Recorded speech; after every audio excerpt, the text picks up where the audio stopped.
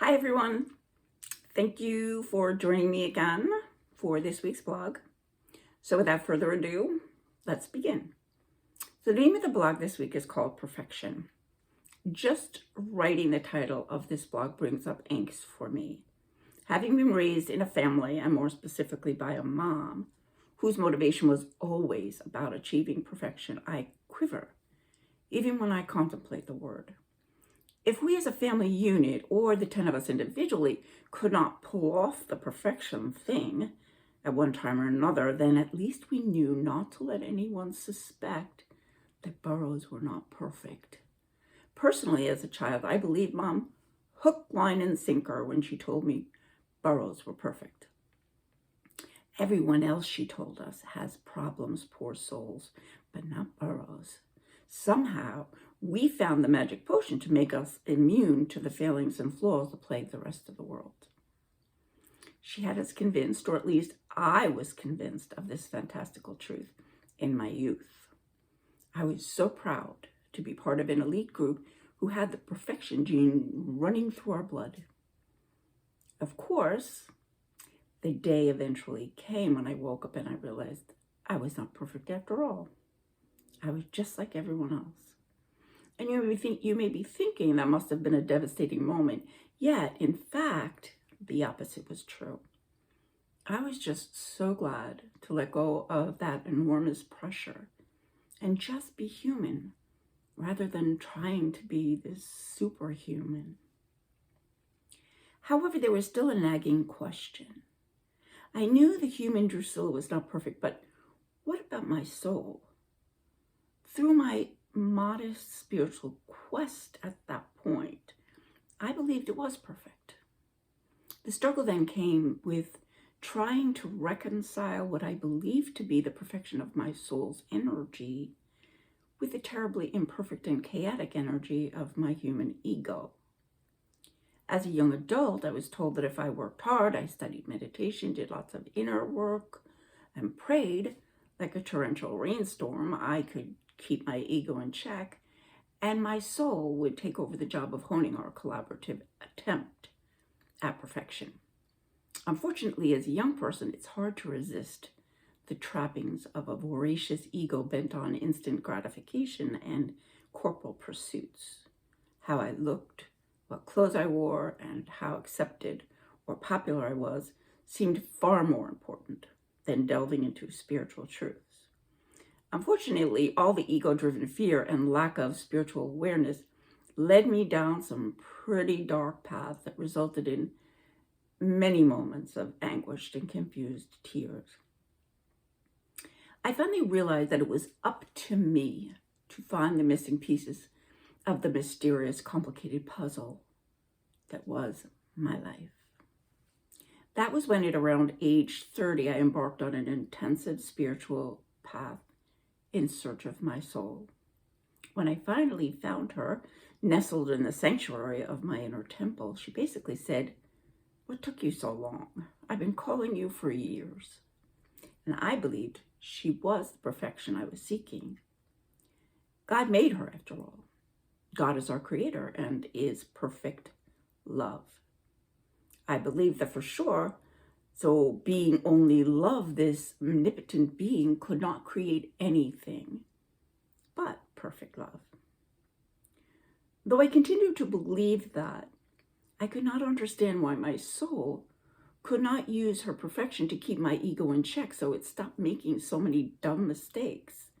It seemed as if I was doomed to living a double life, fraught with moments of enlightened soulfulness and perfect goodness, and ones of material and physical desperation, along with egocentric neediness that led to feelings of emptiness and shame. I also became aware I had strong powers of empathic knowingness and energy manipulation that I employed to try to control the outcome of situations and relationships. I could feel I was not making the best choices, and the result were not always what I intended, but they were hard to resist. I never tried to hurt anyone, but I am sure my sometimes mindless behavior did just that. I was in a quandary, and completely flummoxed. Maybe my soul was not perfect after all, I thought. If that's true, I'm doomed. The good news is, as time went on, my moments of soulfulness grew and my moments of ego-driven pursuits lessened. My life became much more peaceful and much less chaotic. Yet I still could not solve the mystery of my perfectly imperfect soul until I did, or at least I believe I did. Awakening spiritually is an inside job, and there's no definitive way to prove the wisdom and knowledge that comes through within that sacred space. There is simply an inner knowingness that what we discover there is true. Truth resonates deeply and feels, for me, it feels as if we're remembering something that we already know, but we just forgot. I call that my truth meter. Please keep in mind that we should never believe 100% what we learn from anyone, even the people that we believe to be enlightened and spiritually wise. We all have our inner truth meter. If something does not resonate, it either means it isn't true, or it's something that we're just not quite ready to understand and integrate. What I learned when contemplating my soul's perfection or lack of it was that our souls were born of pure love.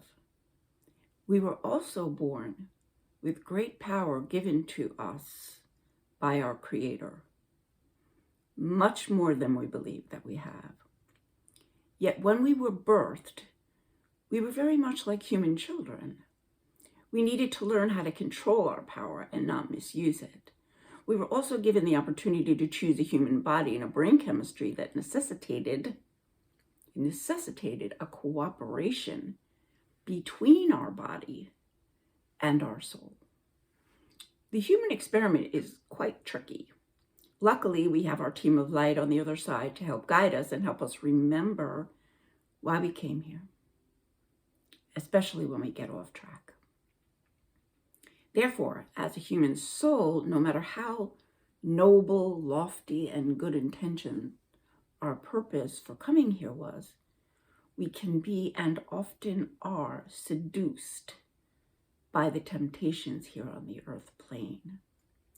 The personality and tendencies of our human counterpart can be quite persuasive, and we may spend numerous lifetimes caught up in childish, satisfying pursuits, much like some humans who never seem to grow up.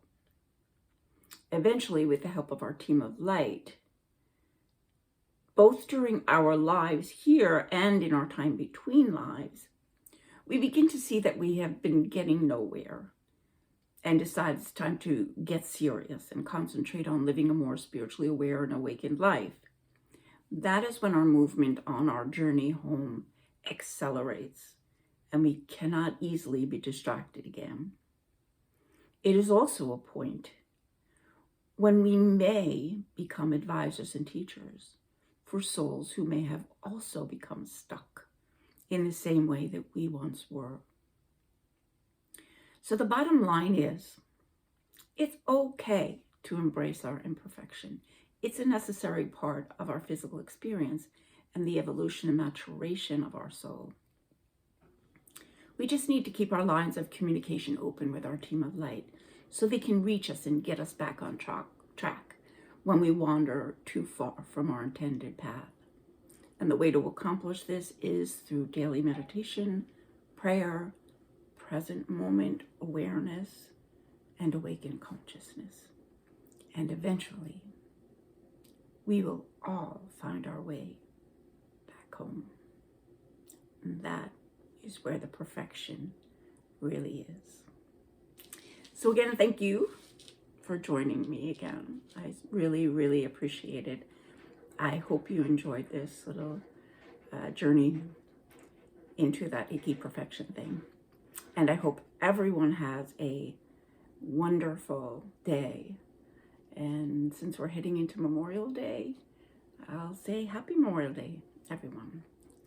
And I hope you have a great time. Namaste.